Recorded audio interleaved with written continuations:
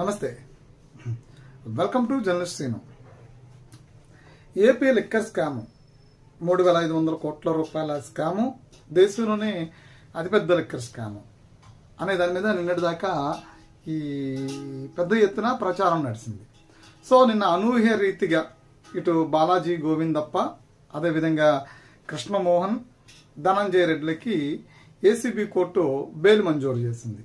Same time కొన్ని షరతులతో, అంటే డిఫాల్ట్ బెయిల్ అన్నప్పుడు కూడా బెయిల్ మంజూరు చేసింది. అదేమి క్లియరెన్స్ అయితే ఇవ్వటం కాదు, అంటే ఈ నేరం లేదు, ఈ కేసు లేదు అని ఎవరికి క్లీన్ చిట్ ఇవ్వడం కాదు, డిఫాల్ట్ బెయిల్ మాత్రం మంజూరు చేసింది.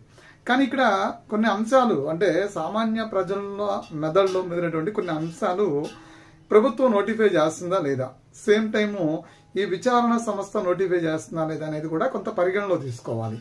ఇందులో ప్రధాన అంశం ఏంటి అంటే, బాలాజీ గోవిందప్ప పరారీలో ఉండగా తీసుకొచ్చినటువంటి వ్యక్తి, పరారీలో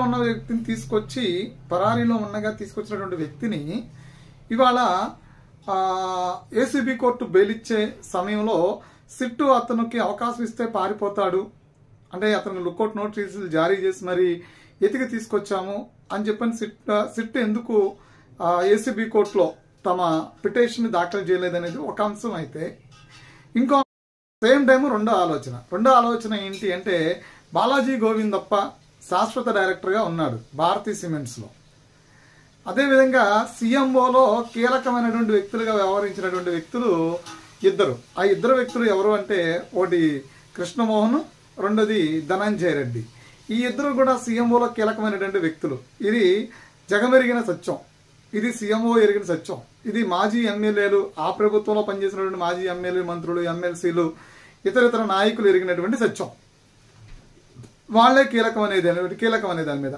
సో ఈ కేసులో ఇప్పటి వరకు జరిగినటువంటి దర్యాప్తులో కొన్ని అంశాలు మనం చూస్తే, కృష్ణమోహన్, ధనంజయ రెడ్డి, అదేవిధంగా గోవిందప్ప బాలాజీ, ఇలా ముగ్గురు కీలకం. ఎందుకంటే అతను భారతీ సిమెంట్స్ లో శాశ్వత డైరెక్టర్ గా కంటిన్యూ అవుతున్నారు.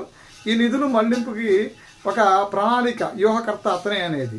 సేమ్ టైము ఈ డబ్బులు ఎక్కడెక్కడ దాచాలి, ఎలా ఇన్వెస్ట్ చేయాలి, ఏంటి అని సీఎంఓకి, అంటే జగన్మోహన్ రెడ్డికి అంతిమ లబ్ధిదారు అని చెప్తున్నటువంటి జగన్మోహన్ రెడ్డికి ఆ అకౌంట్కి చేతికి వచ్చినటువంటి డబ్బులు ఏవైతే ఉన్నాయో ఆ డబ్బుల్ని దారి మళ్లించినటువంటి వ్యక్తులు వీళ్ళు ఇద్దరు.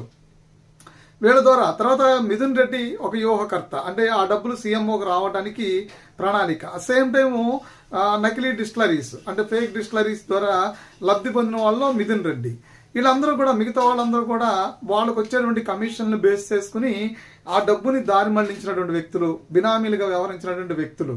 సో ఈ ముగ్గురు వ్యక్తులకి నిన్న ఏసీబీ కోర్టు బెయిల్ అవడం ద్వారా ఈ కేసు ఏదైతే లిక్కర్ కేసు ఏదైతే ఉందో అది నీరుగార్చేటువంటి ప్రయత్నం జరుగుతూ ఉందా అనేది జనాల మెదడులో మెదులుతున్నటువంటి ఒక ఆలోచన. మరి దీనికి ప్రభుత్వం తరపు నుంచి ఎటువంటి ఆన్సర్ వస్తుంది, సిట్ తరపు నుంచి ఎటువంటి ఆన్సర్ వస్తుంది. సేమ్ టైం నిన్న వీళ్ళ బెయిల్ని వ్యతిరేకిస్తూ మళ్ళీ హైకోర్టులో కూడా పిటిషన్ పడింది సిట్ తరపు నుంచి. వాళ్ళ బెయిల్ని, ఏసీబీ కోర్టు ఇచ్చినటువంటి బెయిల్ని వ్యతిరేకిస్తూ హైకోర్టులో పిటిషన్ వేశారు దర్యాప్తు అని.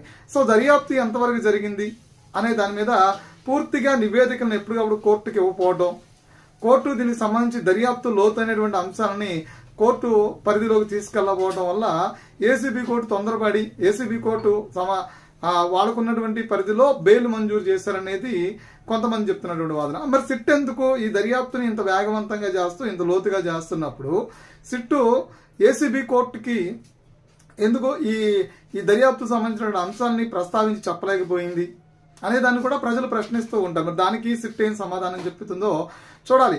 ఏదైనప్పుడు కూడా వేగవంతమైనటువంటి లోతైనటువంటి కేసు, అంతేకాకుండా 3,500 కోట్ల అతిపెద్ద లిక్కర్ కేసు అయినటువంటి కేసు. ఈ కేసు ఆంధ్రప్రదేశ్ సిట్ విచారణ చేయడం ద్వారానే ఇలా నీరు గారిపోయిందా? కేంద్రం ఎందుకు సిబిఐనో లేదంటే ఈడీనో ఎందుకు 100 కోట్ల కేసులో ఢిల్లీలో అంత చొరవ చూపించినటువంటి బీజేపీ 3,500 కోట్ల రూపాయల కేసుకు సంబంధించినటువంటి ఎందుకు సముఖత చూపించలేదు, ఎందుకు ఆ ఇంట్రెస్ట్ చూపించలేదంటే, ఈ కేసును నీరుగార్చేందుకే కేంద్ర ప్రభుత్వం ఈడీతో ఈ కేసు దర్యాప్తు చేయించలేదు అనేది కొంతమంది మాట్లాడుతున్నటువంటి. ఎందుకు మాట్లాడుతున్న పరిస్థితి ఉందంటే, జగన్మోహన్ రెడ్డిని ఒక చంకన బీజేపీ ఇంకా మోస్తుంది అనే దానికి ఎగ్జాంపులే ఈ బెయిళ్లు. జగన్మోహన్ రెడ్డి దాకా కేసు వెళ్ళకూడదు, బాలాజీ గోవిందప్పకు బెయిల్ ఇవ్వకపోతే శాశ్వత డైరెక్టర్ గా భారతీ సిమెంట్స్ ఉన్నటువంటి పరిస్థితుల్లో రేపొద్దున భారతి ఈ కేసులోకి ఇన్వాల్వ్ అయ్యేటువంటి అవకాశం ఉంది. భారతీ రెడ్డిని కేసులో తీసుకురాకుండా ఉండాలి అంటే బాలాజీ గోవిందప్పకు బెయిల్ కావాలి. అలాగే ఈ లిక్కర్ కేసులో ఈ లిక్కర్ కేసు జగన్మోహన్ రెడ్డి దాకా వెళ్లకుండా ఉండాలి అంటే కృష్ణమోహన్ కి అదేవిధంగా ధనంజయ రెడ్డికి బెయిల్ కావాలి. వీళ్ళకి బెయిల్ వస్తే ముందు ఈ కేసులో సగం వరకు నీరు గారిపోయినట్టే. తర్వాత ఈ కేసు జరిగింది కూడా ఓవరాల్ గా దర్యాప్తు అంతా జరిగింది కూడా ఆంధ్రప్రదేశ్ చేసినటువంటి సిట్ విచారణ. సిట్ దర్యాప్తు చేసింది, ఈడీ లాంటి ఓ పెద్ద దర్యాప్తు సంస్థ చేయలేదు. ఈడీ లాంటి పెద్ద దర్యాప్తు సంస్థ చేస్తే బీజేపీ జగన్మోహన్ రెడ్డికి బీజేపీకి ఉన్నటువంటి సత్సంబంధాలు ఏవైతే ఉన్నాయో అవి బహిర్గతం అవుతాయి. కాబట్టి దర్యాప్తు ఈడీతో చేయించకుండా సిట్తో చేయించి చాలా వ్యూహాత్మకంగా బీజేపీ అదేవిధంగా జగన్మోహన్ రెడ్డి వ్యవహరించారు. అది ఆంధ్రప్రదేశ్ ప్రభుత్వానికి తెలిసే జరుగుతుంది అనే దాని మీద కొంత వాదన వినిపిస్తుంది. మరి దీని మీద ఆంధ్రప్రదేశ్ ప్రభుత్వం ఏ వివరణ ఇస్తుంది? దర్యాప్తు చేస్తున్నటువంటి సిట్టు ఇప్పటి వరకు ఎక్కడా కూడా ఒక మీడియా సమావేశం నిర్వహించడం కానీ లేదంటే ఈ కేసులో లోతనే దర్యాప్తు జరుగుతున్నటువంటి కోర్టుకి నివేదికలు ఇవ్వటం కానీ చేయటం లేదు. సో ఈ కేసు నీరుగార్చేందుకే ఈ కుట్రంతా ఈ ఇన్వెస్టిగేషన్ అంతా జరిగిందా అనేది కూడా జనాల యొక్క వాదన. మరి ఎన్నిటి వాదనలకి సంబంధించి ఏ వివరణ ఇస్తారో చూడాలి. కానీ ఓవరాల్ గా మనం చూసి ఓవరాల్ గా జరిగినటువంటి పరిణామాలని కనుక మనం చూస్తే ఈ కేసు దాదాపుగా నీరు గారిపోయినట్టే. ఇక్కడ భారతి అదేవిధంగా జగన్ సేఫ్ అన్నట్టే.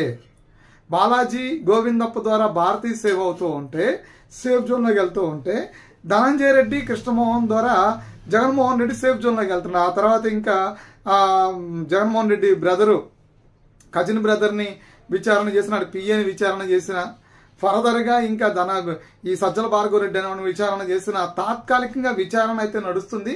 దానికి సంబంధించిన స్టేట్మెంట్స్ రికార్డ్ చేస్తారు. వీళ్ళందరినీ ఆ లిక్కర్ కేసులో బాగా ముద్దాయిలుగా చూపించే ప్రయత్నం జరిగింది తప్ప ఇది అంతిమ లబ్ధిదారైనటువంటి జగన్మోహన్ రెడ్డి దాకా వెళ్లేదానికి అవకాశాలు దాదాపుగా ఒక్కొక్క దారి మూసుకుంటూ వచ్చారు.